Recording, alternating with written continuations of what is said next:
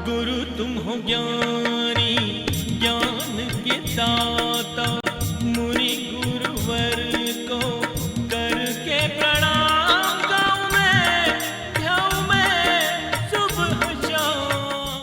भगवान महावीर के समय भी 24 घंटे के दिन रात होते थे। ऐसा किसी शास्त्र में पढ़ा है कि उनके समय 36 घंटे के दिन और रात होते हों? राम के समय दिन और रात कितने घंटे के थे? बोलिए, मौन लेके बैठे हो क्या? 24 घंटे के होते थे ना।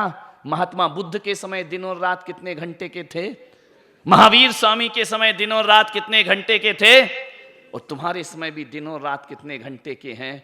ध्यान रखना, जिनने भी पाया इन 24 घंटों में पाया है, और जिनने भी खोया इन 24 घंटों में खोया है। ध्यान रखना, पाने की कला सीख जाओ। बस यही 24 घंटे तुम्हारी जिंदगी को आबाद कर देंगे। यही 24 घंटे तुम्हें जीवन की ऊंचाइयों पर पहुंचा देंगे। ये 24 घंटे बहुत कुछ हुआ करते हैं जीवन में।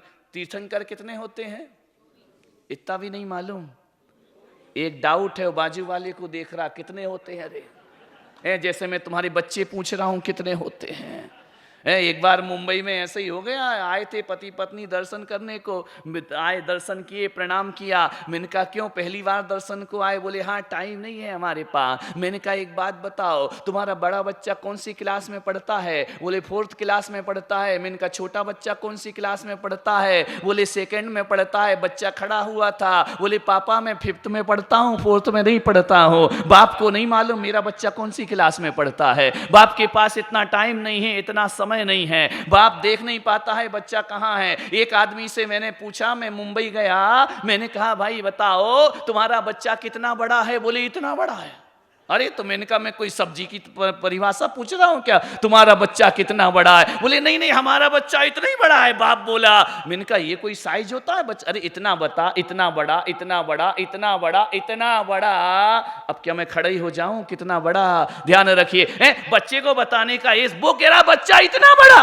अरे तो मैंने कहा भाई मैं कोई लौकी घिया कद्दू की बात नहीं कर रहा हूं, तुम्हारे बच्चे की बात कर रहा हूं। बोले सच मानो महाराज मेरा बच्चा इतना बड़ा है। पत्नी से मैंने पूछा मामला क्या है? बोले ये मुंबई है महाराज, यहाँ ऐसा ही होता है। मैंने कहा क्या? बच्चा बोले 6 बजे सो के उठता है, 7 बजे सो के उठता है, 8 बजे स्कूल जाता है। और ये हमारा जो पति है कमाने के लिए 6 बजे ही चला जाता है दुकान पर। लंबी यात्रा करना पड़ती है, ट्रैफिक में जाना पड़ता है। जब ये जाते हैं तो बच्चा सोया रहता है, और जब ये लौट करके आते हैं 10-11 बजे आते हैं, बच्चा सोया मिलता है। तो मैंने कहा मतलब क्या? बोले मेरे पति ने बच्चा लेटा हुआ तो देखा है, लेकिन बैठा हुआ आज तक बच्चा नहीं देखा। इसलिए मैंने कहा कि मेरा बच्चा इतना बड़ा है। ध्यान रखिए, ये जिंदगी है आदमी की, ये जीवन है आदमी का।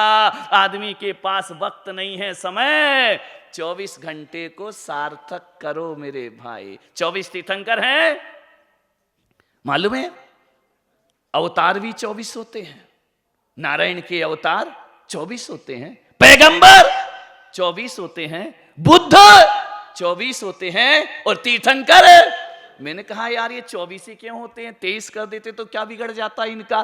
25 कर देते तो क्या बिगड़ जाता? बोले नहीं नहीं ये 24 का ही आंकड़ा बिल्कुल फिट है। मैंने कहा ऐसा क्या मामला? ये 24 ही तीर्थंकर क्यों होते हैं? 25वां क्यों नहीं होता है? श्वेतांबर भी 24 ही मानते हैं। दिगंबर स्थानक वाले कितने मानते हो?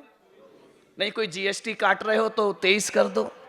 नहीं काला जी जहां बैठे वहां मुझे जीएसटी याद आ जाती है। ऐसा तो कोई मामला नहीं है ना। तीर्थंकर 24 ही हुआ करते हैं। मैंने सोचा यार ये 24 ही क्यों होते हैं? फिर मेरा लगा कि आदमी को जीने के लिए 24 घंटे ही मिला करते हैं। और एक बात याद रखना नासिक वालों, इन 24 घंटों में यदि एक एक घंटे में एक एक तीर्थंकर का स्मरण कर लिया जाए तो हमारा 24 घंटे जीना सार्थक हो जाता है, सफल हो जाया करता है। 25वां घंटा तो नहीं होता ना, 24 ही घंटे होते हैं। 24 घंटे में 24 तीर्थंकरों का स्मरण कर लो, तुम्हारी जिंदगी। स्मरण का अर्थ ये नहीं है कि लेके झांझ मंजीरा लेके भजन गाने लगो, उनकी माला फेरने लगो। हर घंटे एक महापुरुष का स्मरण करके उनके चारित्र को जीवन में अपनाने का प्रयास करो। तुम्हारे 24 घंटे का जीवन सार्थक हो जाएगा। जीवन को एक दादाजी आए 80 साल के, बोले आशीर्वाद दो। मैंने कहा क्यों? बोले मेरा जन्मदिन है। मैंने कहा 80 साल में जन्मदिन है? बाढ़ दिवस? थोड़ी थोड़ी मराठी सीख रहा हूं, ध्यान रखना। मेरा जन्मदिन है, आशीर्वाद दो। बाजू में सेठानी खड़ी हुई थी। मैंने कहा आशीर्वाद मांग रहे? बोले दे दो, तुम्हारा क्या बिगड़ता है देने में, दे दो आशीर्वाद। मैंने कहा किस बात का आशीर्वाद दे दूं? बोले लंबी उम्र का। धत तेरे की 80 साल में भी लंबी उम्र का आशीर्वाद? मैंने कहा और कितनी लंबी उम्र चाहिए, विचार करिए। मैंने कहा दादाजी एक बात बताओ, 80 साल में तुमने क्या किया अपनी जिंदगी में? बोले क्या किया? खाया पिया, मकान बनाया, बच्चे पैदा किए, बहुएं आए, नाती आए, पोते आए, आराम से जिए और अब चले जाएंगे। मैंने कहा 80 साल में तुमने ये किया, 80 साल में तुमने ये किया है, अब 20 साल और जी के तुम कौन सा बड़ा लाल किले पे झंडा फहरा दोगे? मैंने कहा काय का आशीर्वाद चाहिए? लंबी उम्र का आशीर्वाद। मैंने कहा दादाजी घिसट घिसट के 80 साल जीने से अच्छा 23 साल का भगत सिंह होता है जो फांसी के फंदे पर देश के लिए झूल जाया करता है। जीवन इतना लंबा बना के क्या करोगे?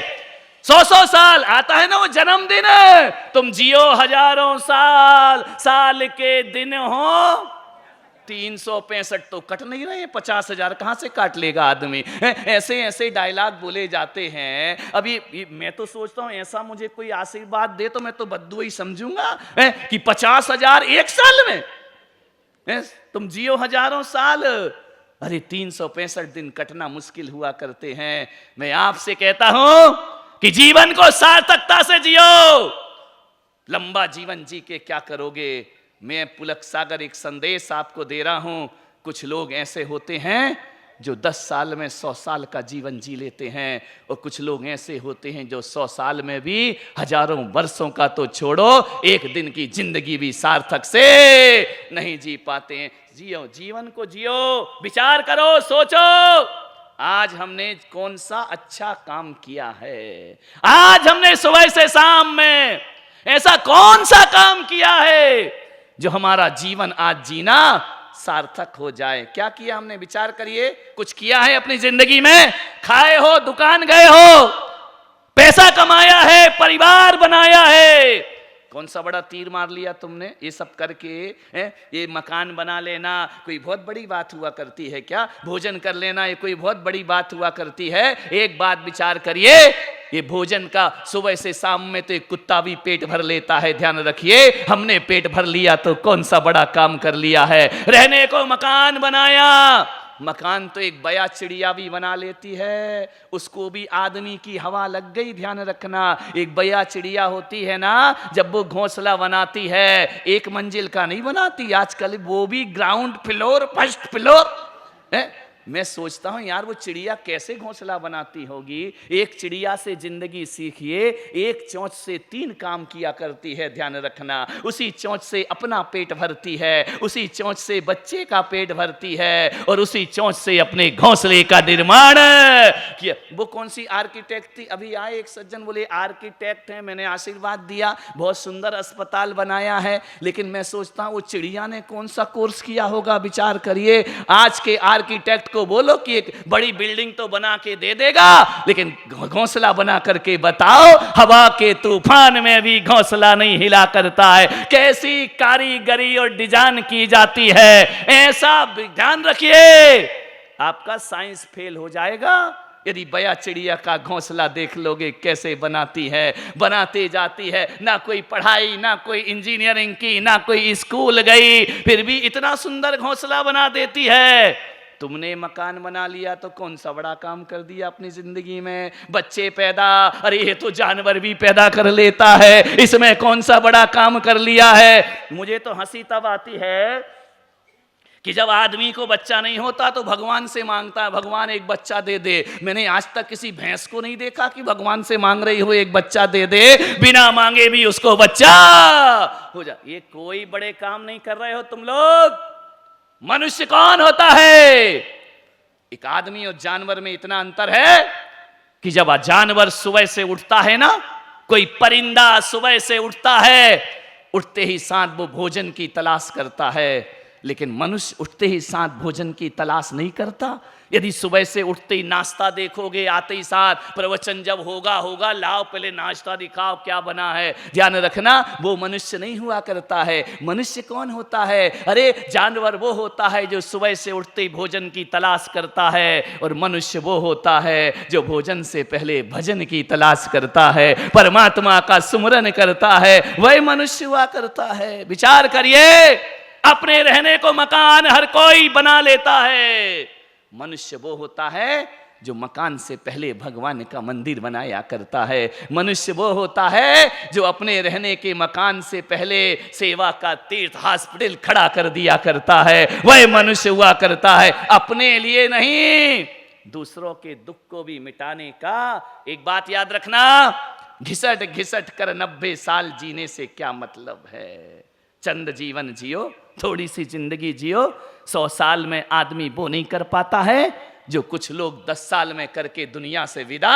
संत ज्ञानेश्वर 9 साल 16 साल की उम्र में दुनिया को ज्ञान बांट कर ऊंचाइयों को प्राप्त कर लिया करते हैं, और तरुण सागर जैसे संत 50 साल की उम्र में 100 साल का चिंतन देश को देकर दुनिया से विदा हो जाया करते हैं। मान्यवर, सोचना है आपको, क्या कर रहे हैं हम अपने जीवन में। एक ही बात याद रखना, जिंदगी में लंबाई का कोई महत्व नहीं हुआ करता है। कितने वर्ष जिए इसकी कोई कीमत नहीं है, कैसे जिए ये महत्वपूर्ण हुआ करता है।